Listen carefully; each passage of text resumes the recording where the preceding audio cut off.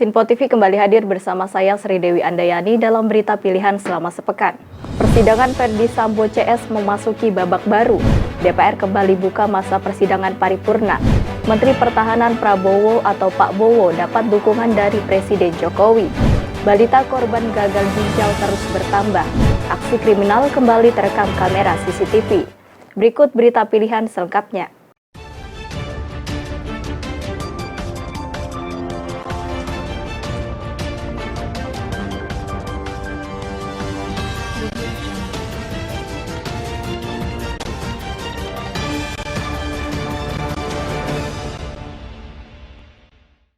Sidang lanjutan kasus pembunuhan berencana Brigadir J dengan terdakwa Ferdi Sambo dan Putri Chandrawati memasuki babak baru.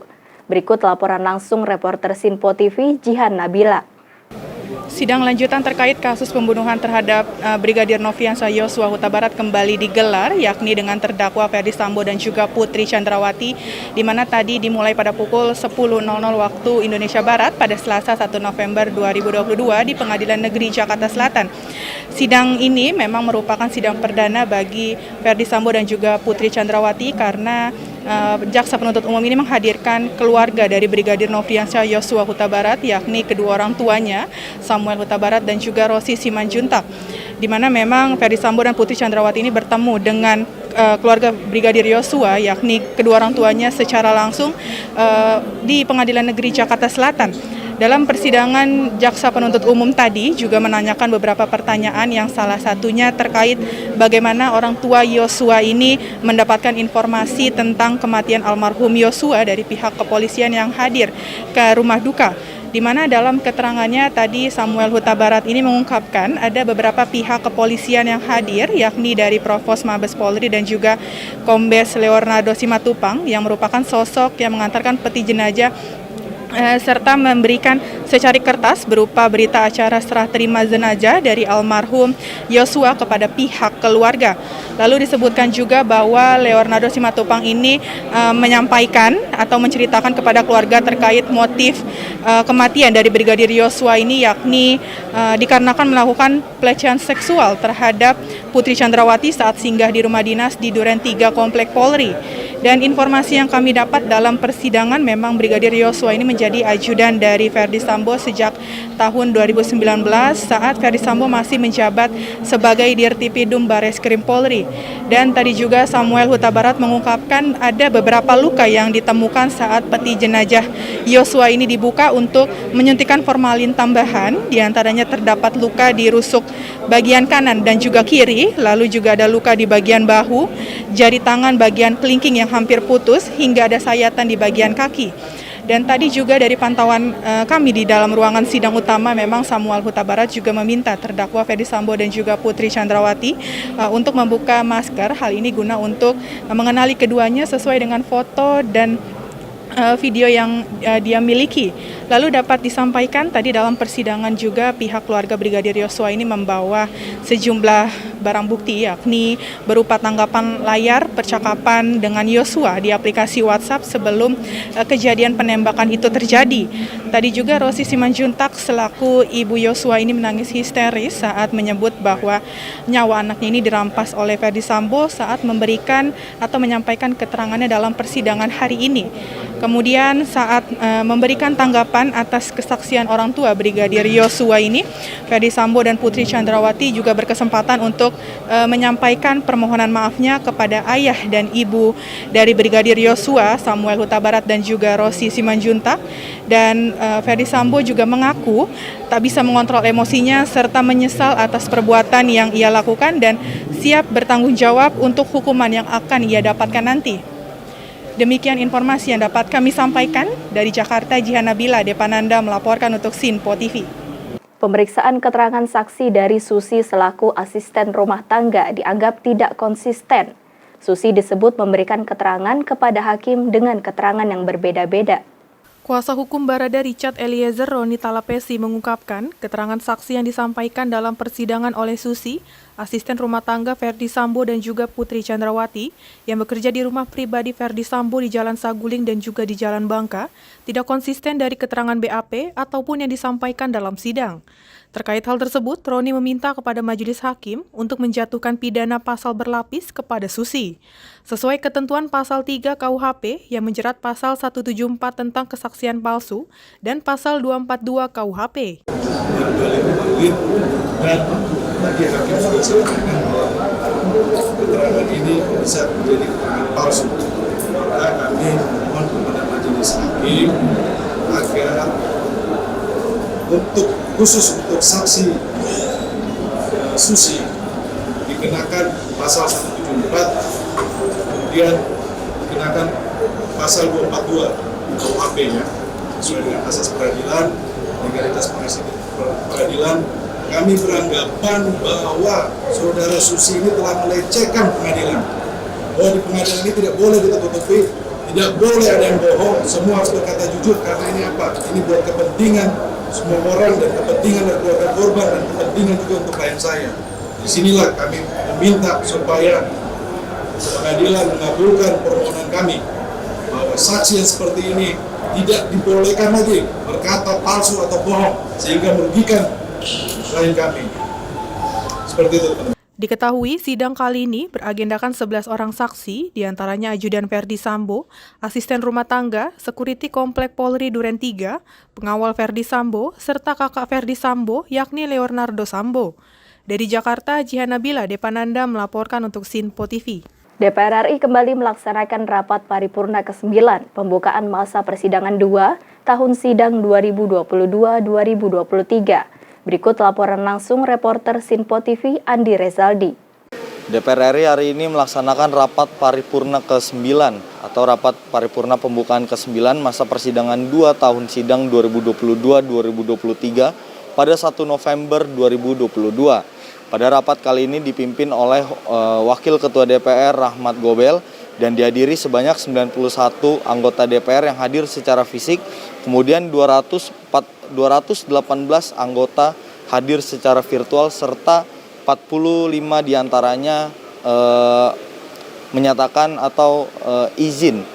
Dan adapun agenda rapat paripurna pada hari ini yakni terdapat 2 agenda, di mana diantaranya adalah pidato dari Ketua DPR Puan Maharani, kemudian juga pelantikan dari anggota pengganti antar waktu sisa masa jabatan 2019-2024. Kemudian dalam pidatonya, Ketua DPR Puan Maharani menyampaikan rasa bela sungkawanya atas banjir dan longsor yang melanda beberapa daerah pada beberapa waktu terakhir ini. Kemudian juga Puan juga meminta kepada pemerintah untuk lebih memperhatikan apa saja keluhan-keluhan dari masyarakat, karena permasalahan-permasalahan yang ditemukan oleh anggota DPR ini ditemukan saat para anggota DPR melakukan masa reses ke daerah pemilihannya masing-masing. Saat mereka melakukan masa reses ini, banyak sekali masyarakat yang mengadu atau menyampaikan keluhan-keluhannya yang terjadi di lingkungannya masing-masing. Berikut pidato dari Ketua DPR Puan Maharani dalam rapat paripurna hari ini. Mengawali pidato pembukaan masa persidangan ini atas nama pimpinan DPR RI dan segenap anggota DPR, kami menyampaikan rasa keprihatinan dan bela sungkawa atas bencana banjir yang terjadi di beberapa daerah. Pemerintah baru segera melakukan langkah-langkah tanggap darurat bagi yang terdampak serta memperkuat upaya mitigasi bencana dalam menghadapi naiknya curah hujan pada akhir tahun 2022 ini. Dan Dewan yang terhormat, pembangunan nasional dilaksanakan untuk dapat meningkatkan kesejahteraan rakyat yang diperlihatkan melalui penyelesaian berbagai urusan rakyat segala bidang, pangan, kesehatan, pendidikan, tempat tinggal, pekerjaan, layanan sosial, keamanan, dan ketertiban. Berbagai permasalahan yang dihadapi rakyat dan masih dijumpai di lapangan antara lain kenaikan harga kebutuhan pokok, kenaikan harga bahan bakar minyak, pupuk subsidi untuk petani, dan pungutan liar dalam pelayanan publik. Harapan rakyat adalah berbagai masalah tersebut dapat segera diatasi sehingga petani mendapatkan pupuk dengan mudah, layanan publik yang responsif tanpa pungli, penghasilan masyarakat meningkat, dan lain sebagainya. Demikian informasi yang bisa saya sampaikan dari Jakarta. Andi Rezaldi, Galuh Anggara melaporkan untuk Sinpo TV. Gerindra dan PKB kian solid di setiap acara partai koalisi. Ketua Umum Gerindra Pak Bowo bersama Ketua Umum PKB Muhaimin Iskandar juga makin tampil mesra. Partai Kebangkitan Bangsa mengakhiri rangkaian acara Road to Election 2024 di Tenis Indoor Senayan pada 30 Oktober 2022. Ratusan kader dan simpatisan dari Partai Kebangkitan Bangsa nampak memenuhi lokasi acara. Para kader ini mengenakan baju bertuliskan The Next 2024 dengan foto Caimin selaku Ketua Umum dari Partai Kebangkitan Bangsa. Acara tersebut juga dihadiri oleh Ketua Umum Partai Gerindra Prabowo Subianto beserta elit Partai Gerindra lainnya selaku partai koalisi dari PKB. Pada kesempatan itu, Ketua Umum Partai Kebangkitan Bangsa Muhaimin Iskandar atau Caimin dalam pidatonya menyapa Pak Bowo terlebih dahulu dengan sebutan calon Presiden Republik Indonesia. Sambutan hangat dari Caimin kepada Pak Bowo itu direspon oleh para kader PKB dengan bertepuk tangan dan sorak-sorai. Yang kita muliakan, kita banggakan, calon Presiden Republik Indonesia Pak Prabowo Subianto.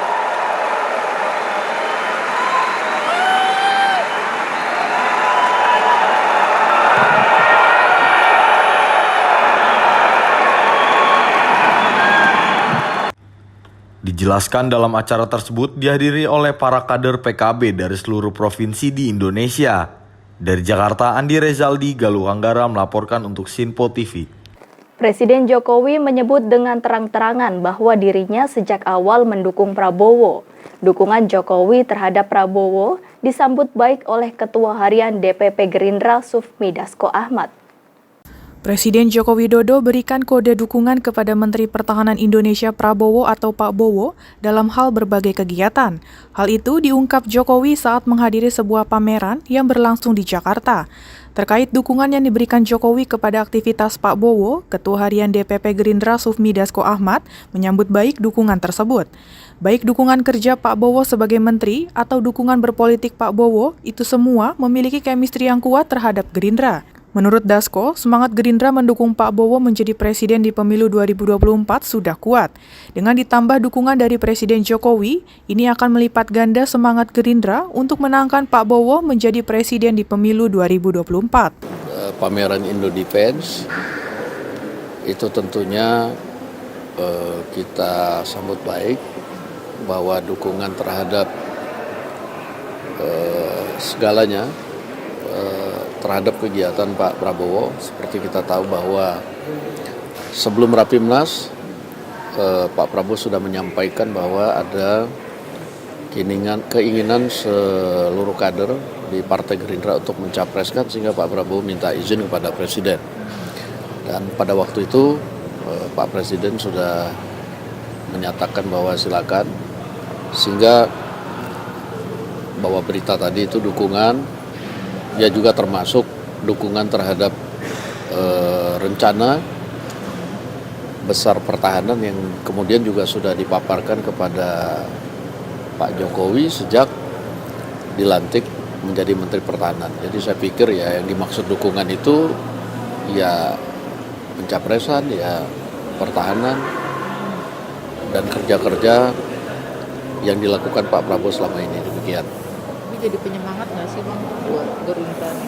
Iya, kalau semangat kita dari awal kader-kader di daerah memang sudah semangat mendukung Pak Prabowo sebagai capres, dan tentunya dengan dukungan yang baru saja disampaikan akan menjadi penyemangat yang lebih kepada kader-kader di daerah.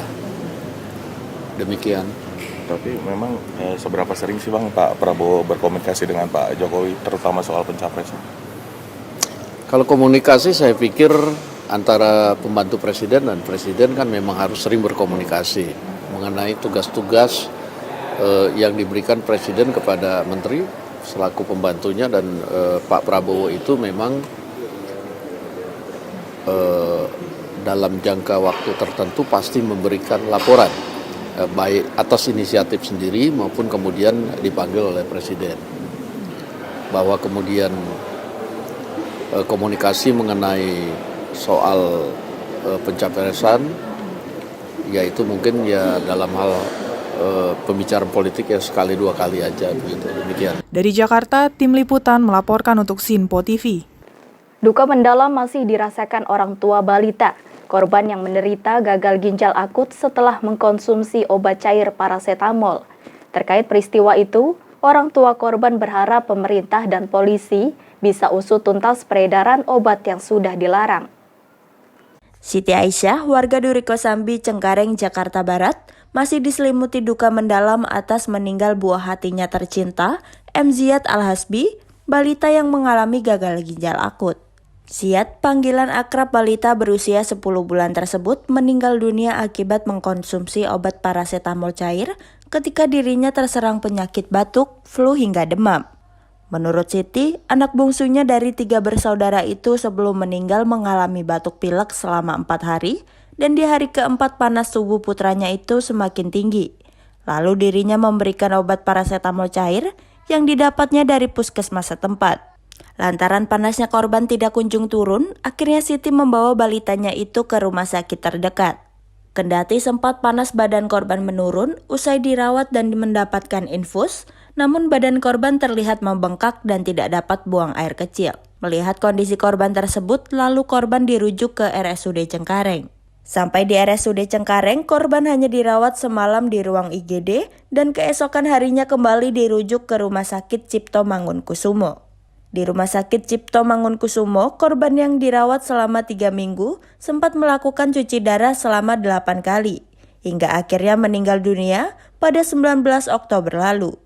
Meski sebelumnya pihak Dinas Kesehatan DKI Jakarta telah mendatangi rumah korban untuk mengucapkan rasa bela sungkawa dan memberikan bantuan sembako, tetapi Siti tetap berharap pemerintah dan pihak kepolisian dapat mengusut tuntas penyebab kematian anaknya tersebut. Melaporkan kemana aja, Bu? Saya tidak melaporkan kemana-mana, tapi dari pihak Minake sama kemarin Feli datang ke sini. Apa yang dilakukan, Bu?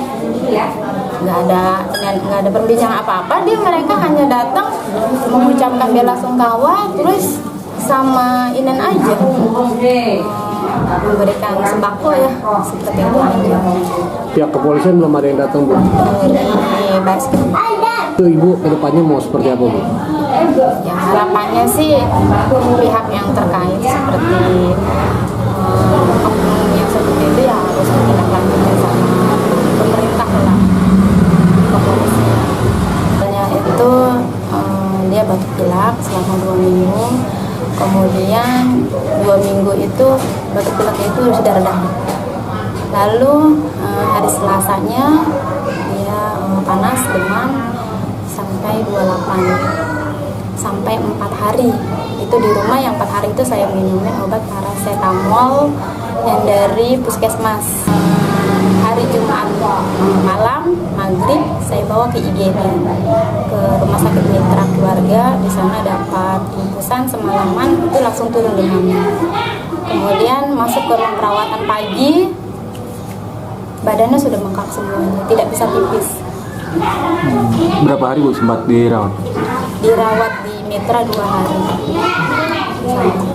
Ibu jadi belum sempat diminumkan parasetamol gini? Udah. Berapa kali diminumkan?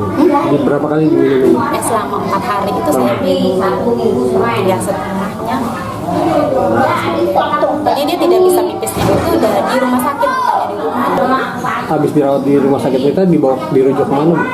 Dari rumah sakit Mitra, anak saya kan sempat masuk ruang ICU karena di sana kan dia oksigen napasnya sesak. Kemudian dari situ dokter menyarankan untuk dibawa ke rumah sakit besar, Harapan Kita atau RSCM. Kemudian dari pihak rumah sakit mitra keluarga menunggu rekomendasi dari sana gitu, dari rumah sakit besar, karena tidak ada tanggapan, belum ada gitu, bukan maksudnya ruang pincunya penuh terus, jadi kami disuruh tunggu aja di situ. Tapi kan kasihan anak saya kalau suruh nunggu sampai berminggu-minggu di rumah sakit di situ. Akhirnya saya bawa pulang sendiri, kemudian pulang dulu ke rumah, terus saya bawa lagi ke RSUD Cengkareng. Dari RSUD Cengkareng itu semalaman dirawat di IGD, dokter di sana juga menyarankan ke RSCM. Kemudian dari situ dirujuk atas jalan sendiri ke sana, tapi dengan surat rujukan itu. Kemudian dari situ saya langsung bawa ke RSCM sana dengan surat rujukan dari RSUD. RSCM itu selama 3 minggu. Selama 3 minggu dirawat di sana. Udah tanggal 19-nya anak saya meninggal. Kini korban pun telah dimakamkan di tanah wakaf milik keluarganya, tak jauh dari rumah duka. Dari Jakarta, Tim Liputan melaporkan untuk Sinpo TV. Polisi kembali lakukan penggerebekan di Kampung Narkoba, kawasan Palmerah, Jakarta Barat. Dari hasil penggerebekan, polisi berhasil amankan 2 orang ex-anggota Polri yang tengah asik mengkonsumsi barang haram. Upaya kepolisian untuk memberantas peredaran narkotika di Kampung Boncos yang terkenal sebagai salah satu kampung narkoba di Jakarta Barat terus digencarkan. Dalam penggerebekan ini, polisi berhasil menangkap 11 orang pengguna dan pengedar. Dari 11 orang yang ditangkap, 2 orang diantaranya merupakan mantan anggota kepolisian di Sersi yang berdinas di Polres Jakarta Barat dan Polres Pelabuhan. Kedua mantan anggota kepolisian ini tertangkap tangan saat hendak bertransaksi di Kampung Boncos di Kota Bambu Selatan, Palmerah, Jakarta Barat. Selain 11 pelaku, polisi juga turut mengamankan barang bukti sabu, alat hisap, dan uang tunai sebesar Rp1.350.000 yang merupakan hasil penjual narkoba. Namun salah satu eks-polisi yang ditangkap mengaku merupakan mantan anggota Propam Polda Metro Jaya sebelum disersi. Untuk proses hukum lebih lanjut, ke-11 pelaku beserta barang bukti dibawa ke Polsek Palmerah. Pakai kamu? Teman-teman media itu yang udah berapa lama kamu pakai? Setahun. Siapa namanya bang? Putra. Hah? Putra. Kamu tugas di mana bang? Terakhir di Propam Polda. Ini kenapa bang dikeluarin bang dari satuan bang? Di Sersi. Tapi kamu sering kesini? Apa deh? 2 bulan terakhir ini ya. Alhamdulillah bidding sudah tidak ada, ya. Tapi modusnya sekarang berpindah ke pinggiran-pinggiran. Dia sekarang menyewa lapak pinggiran-pinggiran yang kosong punya warga, dia kasih terpal, dia main sabunnya tersebut. Makanya tadi nggak heran teman-teman yang bisa dilihat bidding sudah bersih, sudah rapi, karena mereka sudah tidak nyaman. Tapi ternyata mereka modusnya sekarang ke pinggir, merapat ke pemukiman warga, seakan-akan dia berbau tidak diketahui sama kita. Tapi alhamdulillah tadi kita sudah beberapa tempat kita kunjungi dan alhamdulillah mendapatkan barang bukti ini. Pertama yang kami amankan adalah uang 1,3 setengah, ya. Terus beberapa bong, kemudian juga alhamdulillah kami dapat 2 paket sabu meskipun kecil, tapi kami akan maksimalkan, nanti akan kami kembangkan. Dan juga selain itu kami mengamankan 2 anggota ex Polri yang sudah PTDH. Karena kami komitmen dengan Bapak Kapolda, siapapun itu sama semuanya di atas hukum, artinya tidak ada perbedaan. Meski sudah PTDH nanti akan kita berlakukan hukuman sipil kalau bisa terbukti dan memang berinya positif. Jadi ini kami tidak ada perbedaan dan ini akan kami terus gelorakan, akan kami masifkan untuk terus mengurangi dan menumpas semua peredaran narkoba gelap khususnya di Boncos, sehingga mudah-mudahan ke depan Boncos menjadi kampung bersih dari narkoba. Dari Jakarta, Tim Liputan melaporkan untuk Sinpo TV. Aksi nekat emak-emak berkerudung mencuri handphone di meja kasir minimarket terekam kamera CCTV. Modus pelaku menyamar sebagai konsumen pengunjung minimarket. Dari rekaman kamera pengawas CCTV ini, tampak seorang emak-emak berhijab tengah mondar-mandir di dalam sebuah minimarket di kawasan Ramabelong, Kebonjeruk, Jakarta Barat. Berpura-pura sebagai konsumen pengunjung, emak-emak ini nekat mencuri telepon genggam milik karyawan minimarket yang tergeletak di meja kasir. Usai menggasak telepon genggam korban jenis iPhone, pelaku yang memiliki ciri-ciri bertubuh gemuk dan mengenakan masker ini langsung kabur meninggalkan lokasi. Saat ditemui pagi tadi, aksi pencurian telepon genggam milik karyawan minimarket tersebut terjadi pada Selasa malam, ketika korban lengah yang tengah melayani konsumen lain yang akan melakukan pembayaran barang belanjaannya. Jadi lagi bikin kopi, terus ada ibu-ibu masuk, terus dia kayak nyolong kesini, ngeliat posisi kasiran, mungkin ada HP, jadi langsung diambil gitu sama dia. HP-nya milik siapa, Mbak? Milik saya. Mereknya apa? iPhone 11 Pro. Mbak bisa tahu handphone Mbak kehilangan dari mana? Cek CCTV, terus pas di miss call HP-nya nggak aktif. Dari gambaran CCTV seperti apa, Mbak, yang Mbak lihat? Dia langsung ngambil kasiran gitu sih, kayak nyomot. Dia langsung atau sebelumnya gimana? Sebelumnya mondar-mandir dulu kayak belanja, terus ngeliat situasi lagi sepi, baru dia ngambil. Wanita itu pengunjung atau apa, Mbak? Konsumen. Konsumen masuk sini. Tapi sempat curiga sih? Awalnya sih sempet, cuman nggak ada yang ulah gitu karena rame kan posisinya. Ciri-cirinya si pelaku seperti apa, Mbak? Badannya agak gemuk, terus pakai kerudung panjang, pakai masker warna pink. Kira-kira usianya berapa tuh, Mbak? 30 ke atas deh. Warga sini bukan sih, Mbak? Bukan. Aksi pencurian yang baru kali pertama terjadi di dalam minimarket tersebut akan segera dilaporkan korban ke pihak kepolisian dengan harapan pelaku dan telepon genggam miliknya dapat segera diamankan petugas. Dari Jakarta, Tim Liputan melaporkan untuk Sinpo TV. Seorang kakek berusia 69 tahun mengalami luka bakar akibat terkena semburan api saat terjadi ledakan tabung gas. Peristiwa yang tertangkap kamera CCTV itu membuat warga sekitar panik dan kabur. Inilah detik-detik kamera CCTV saat merekam peristiwa ledakan gas di salah satu rumah warga di Jalan Taman Sari 1B RT 07 RW 01, Mabhar Taman Sari, Jakarta Barat. Kuatnya suara ledakan membuat warga yang tengah melakukan aktivitas pada Kamis pagi terlihat panik. Pasca peristiwa tersebut, sejumlah aparat kepolisian sektor Taman Sari yang datang ke rumah korban berinisial LSW langsung melakukan olah tempat kejadian perkara, serta memberikan garis polisi di sekitar lokasi ledakan. Meski terlihat ada semburan api, namun kondisi rumah tidak mengalami kerusakan berarti. Hanya saja terlihat bekas terbakar di sekitar tangga dan exhaust fan. Menurut Jaya, ketua RT setempat, dirinya mengetahui ada peristiwa kebocoran tabung gas dari laporan warga. Seorang penghuni rumah yang diketahui berusia 69 tahun mengalami luka bakar di sebagian tangan, kaki, dan wajahnya. Warga informasi bahwa itu ada kebakaran katanya di rumah Mama Ikong, kan? Akhirnya saya ke lokasi. Nah, begitu ke lokasi, ada warga udah pada kerumunan, kan? Warga tuh pada rame. Nah, begitu warga pada rame, ya api udah nggak ada, kan? Udah padam, alhamdulillah, kan? Api cepat padam gitu atas bantuan warga gitu. Nah, itu aja pengetahuan dari saya. Ada korban, Pak? Ada korban? Korbannya ada, yaitu korban satu orang ya, umur 69 tahun. Itu aja. Lukanya di mana aja? Lukanya di mana aja? Lukanya di tangan sama kaki, ya, kulitnya terkelupas gitu. Ya. Itu aja Pak yang informasi dari saya. Terima kasih. Mau informasi dari bocoran tabung gas ya, Pak? Iya, informasi dari tabung gas. Ukuran berapa, Pak? Ukuran 3 kilo. Sekarang korban dirawat di mana, Pak? Dirawat rumah sakit Sawah Besar. Oh, Sawah Besar. Iya.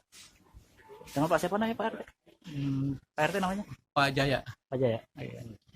Kemudian berapa orang yang kenapa di sini, Ji? Kamu bisa di sini, Ji? Iya benar. Gimana? Kronologis kejadian seperti apa? Baik, terima kasih kepada rekan media sekalian. Saya mau menjelaskan tentang kejadian di TKP, bahwa setelah kami cek di TKP, kami juga sudah mendapatkan laporan dari beberapa saksi, termasuk dari yang penghuni rumah sendiri. Memang untuk kejadian ada di perumahan cukup padat, sesuai dengan mungkin yang diviralkan. Memang sudah ada ledakan yang memang kami tanyakan, memang letupan ya.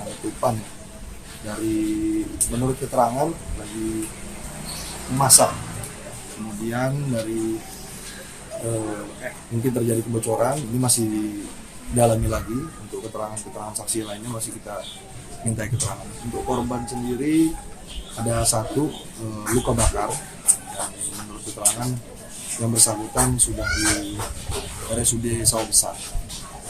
Korban diketahui bernama Lucio, kini sudah dalam perawatan pihak rumah sakit RSUD Sawah Besar akibat luka bakar 35% yang dialaminya. Sementara kasus peristiwa ledakan gas 3 kg ini dalam penyelidikan aparat kepolisian. Dari Jakarta, Tim Liputan melaporkan untuk Sinpo TV. Aksi kawanan pencuri yang membobol Sekolah Dasar Negeri 04 Cihidung Ilir terekam kamera CCTV.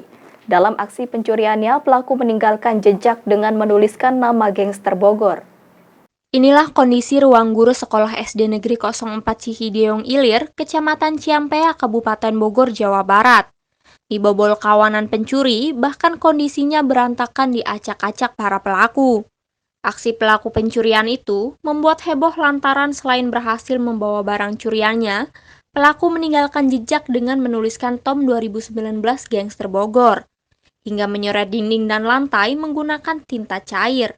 Sebelum memutus jaringan CCTV, pelaku sempat terekam kamera pengawas mondar-mandir di sekitar sekolah. Pelaku diketahui masuk memanjat pagar dan masuk ke ruang guru lewat pintu belakang, bahkan 2 ruang kelas juga ikut dibobol diacak-acak. Belum diketahui motif dari pelaku, namun akibat kejadian itu membuat kekhawatiran para guru. Untuk kerugian ditaksir mencapai puluhan juta rupiah. Ruang kelas juga? Iya, ada 2 kelas juga yang dibobol tapi hanya diacak-acak. Ada barang yang hilang nggak sih? Tidak ada sih. Yang di kelas ini dia masuk lewat jendela, gitu. Terus kelas sana lewat pintu. Kalau lab itu pintunya sudah terbuka, tapi karena di luarnya tralisnya cukup kuat ya, gemboknya besar sekali, jadi mereka nggak masuk ke sana. Alhamdulillah lab aman, walaupun sudah terbuka pintunya gitu. Berarti di ruang ini, di sekolah ini apa aja yang hilang Bu, yang berhasil dibawa? Yang tadi sudah kita cek sih 2 printer, 2 proyektor, terus 3 laptop, 1 layar infocus, kemudian dispenser, galonnya diangkat semua, gasnya juga, iya. Speaker aktif juga, iya, speaker aktif juga. Iya. Itu kerugian berapa Bu? Kita belum bisa ini sih ya, ini baru kita buat berita acara. Ada puluhan, ratusan? Ya? Sekitar puluhan jutaan? Puluhan sih. Puluhan juta ya. Bu, ini kan tadi terekam CCTV juga nih. Ada berapa pelaku sih Bu? Kalau yang masuk itu 3. Nah, di CCTV itu kelihatan ada 2 yang nunggu di pintu gerbang. Itu manjat pagar ya? Manjat lewat pagar samping. Siap. Bu, emang ketika malam tidak ada penjagaan atau seperti apa? Kalau malam di sini tidak ada yang jaga. Gitu. Karena kami kalau sudah selesai KBM sore ya semuanya pulang. Pencurian di SD Negeri Cihidung Udik. Cihidung Udik ada enggak? SD 04 Cihidung Udik. Cihidung Ilir. Barang yang diambil baru sementara aja printer, terus infocus. Tapi sampai sekarang ini datanya belum nyampe ke kami karena dari pihak sekolah belum laporan secara resmi. Mungkin sekarang lagi ada di inventarisir. Kita udah cek TKP ke sana, udah ngambil barang bukti. Sekarang tinggal pemeriksaan barang tersebut akan diperiksa identifikasi sidik jarinya. Mungkin sebentar itu aja. Terus kedua, masalah pelaku geng motor atau apa gitu kita jelas, hanya emang di TKP ada tulisan-tulisan bahasa-bahasa seperti gangster atau apa, itu kita lakukan penyelidikan. Dengan intinya selama pelaku itu belum kena, kita nggak bisa berspekulasi kalau itu pelaku geng motor atau orang lain. Pada intinya kita akan tetap melakukan penyelidikan. Tapi ada korban dan? Nggak ada korban. Nggak ada. Cuman kalau pembobolan. itu kan pencurian di dalam sekolahan ya, di sekolahan nggak ada korban. Barang bukti ada apa aja dan? Barang bukti ada di ini. Yang misalnya yang diduga itu alat yang digunakan, salah satunya seperti ada potongan besi, terus alat-alat buat tulisan-tulisan. Nah, karena media yang lain kan bahannya dari apa namanya, seperti bahan kulit jeruk atau yang mudah menyerap ya, seperti kayu-kayu atau apa, itu kan nggak bisa diambil sidik jari. Makanya yang bisa diambil sidik jari kita lakukan pengambilan sidik jari. Sejumlah barang bukti rekaman CCTV dan barang-barang ditemukan seperti tinta, sandal yang tertinggal, dan linggis saat olah TKP dibawa ke Mako Polsek untuk dilakukan identifikasi. Dari Bogor, tim liputan melaporkan untuk Simpo TV. Demikian berita pilihan sepekan kali ini. Tetap saksikan berita terkini di Sinpo TV, Sinpo ID, dan media sosial Sinpo lainnya. Saya Sri Dewi Andayani dan kru yang bertugas pamit undur diri. Selamat berakhir pekan dan sampai jumpa.